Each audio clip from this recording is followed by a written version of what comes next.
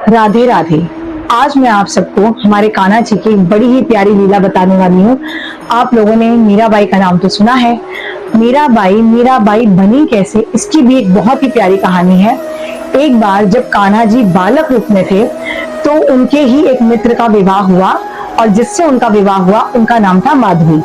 और उनको उनकी माता जी ने कहकर भेजा था कि तुम वृंदावन जा रही हो, वहां पर एक बहुत ही शरारती नटखट सा बालक है कान्हा जी, तो तुम उनको बिल्कुल अपनी शक्ल मत दिखाना और ना ही उनका जो रंग रूप है वो देखना, क्योंकि उनको देखकर तुम मोहित हो जाओगी और सब उनके लिए बावले हो जाते हैं, तो तुम ना उनका चेहरा देखना और ना उनको अपना चेहरा दिखाना।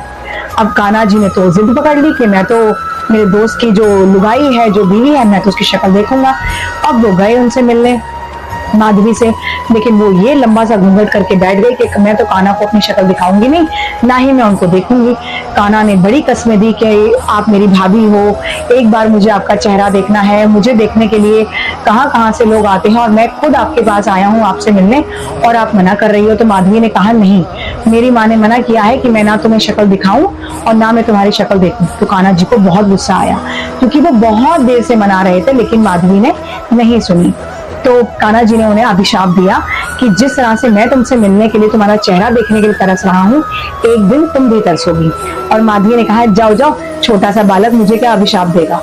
तो वो वहां से चले गए। इसके बाद समय बीतता गया, कान्हा जी के बारे में वो सुनती रही और उनके मन में बड़ी जिज्ञासा उठी कान्हा जी को देखने की। लेकिन फिर कान्हा जी मिले ही नहीं, कभी उन्होंने अपना दर्शन उनको नहीं दिया। माधवी बहुत रोई, उन्होंने माफी मांगी और कान्हा जी से कहा कि आप ही बताइए कि मैं क्या करूं कि मैं आपको एक बार देख सकूं।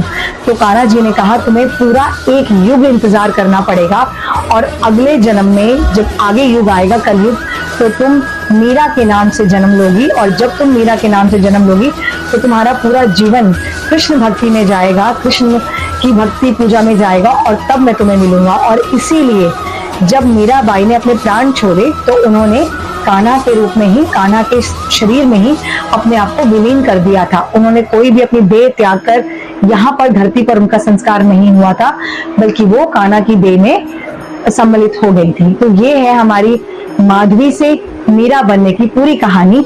राधे राधे, जय श्री कृष्ण।